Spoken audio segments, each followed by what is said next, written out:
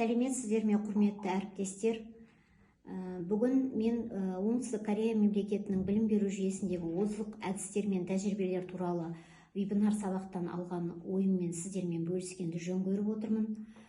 Жалпы қазақтың дана ақыны, дара ақыны Абай 18-ші қара сөзінде адамзат баласын тегінде адамзат баласы адамзат баласынан қымбат ар ұят, жақсы мінез, озық ғылым білім арқылы ғана оза алатындығын дәлелдеп айтып өткен. Күні бүгінгі заман талабы бұл ең озық үлгідегі технологиялар мен іс-әрекеттер болып табылады.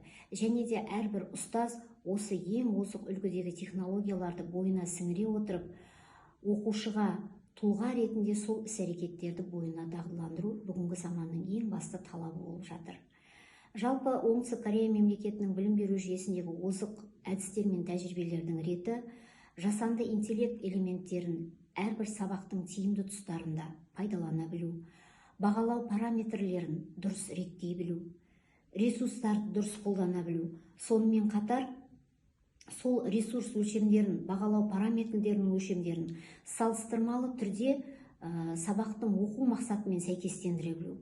Міне вебинар сабақтан осы нәтижелі әдіс-тәсілдердің, озық іс-тәжірибелердің көрсеткішін дәлелдер арқылы салыстырмалы түрде өмірлік мысалдармен көрсетіп айтып білген ұстаздарға үлкен алғысымды білдіремін.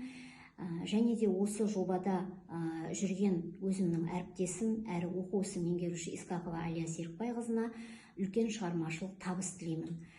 Ел ертеңі болар жастарға білім берудегі біздің болашақ мықты ұстаздарымыз осындай озық іс-тәжірибелерді меңгеріп, халықтың баласының еңбегінің жолында адал еңбек жасауды нәсіп етсін бәрімізге.